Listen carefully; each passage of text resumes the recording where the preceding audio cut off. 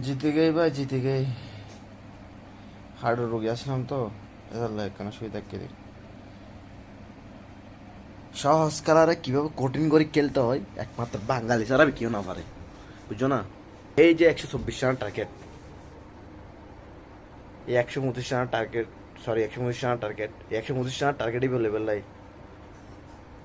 অত বলা মুসিবত গেয়ে ওপেনিং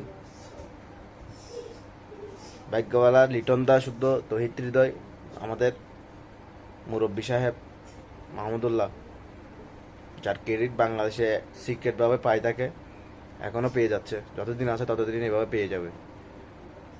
তারা যদি আজ না হাল না দিত, ফড়ত, সোজা ফড়ত, 119 রান টার্গেট এভাবে ফড়ত যাইত। যাই হোক, জিতছে, ভালো হয়েছে।